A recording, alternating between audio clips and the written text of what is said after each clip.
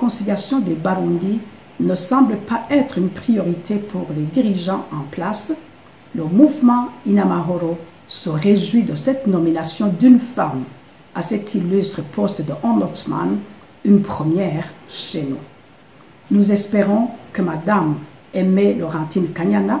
réussira à jouer pleinement son rôle de gardienne des valeurs de notre pays et des droits humains, ainsi que de médiatrice avérée entre les citoyens et l'administration publique. Elle aura à démontrer son sens patriotique élevé et son esprit réconciliateur et unificateur dont le pays a tant besoin. Les Burundais attendent d'elle le ferme soutien à la démocratie et à la bonne gouvernance en s'assurant du strict respect des droits humains, de la transparence et de la justice dans toutes les mesures et actions engagées par le gouvernement en veillant toujours à la paix et à la sécurité pour tous. Beaucoup de femmes au Burundi subissent dans le contexte actuel multiples formes de violence et violations de leurs droits.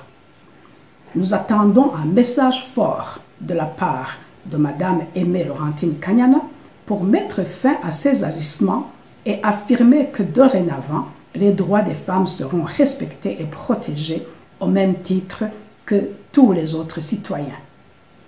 Nous attendons également un message fort de sa part,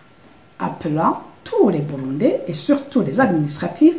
à rétablir l'unité, l'Ubuntu, la dignité dans notre pays, la clarification du bien et du mal pour enfin bâtir ce Burundi nouveau dont nous rêvons tous. La mission n'est certes pas aisée dans le contexte du moment où le parti CNDD-FDD au pouvoir veut mettre toutes les institutions du pays sous ses pieds.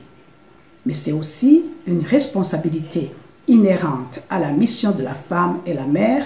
qui est le pilier, le rassembleur et l'unificateur de la famille et de la communauté, base justement de la nation et du monde.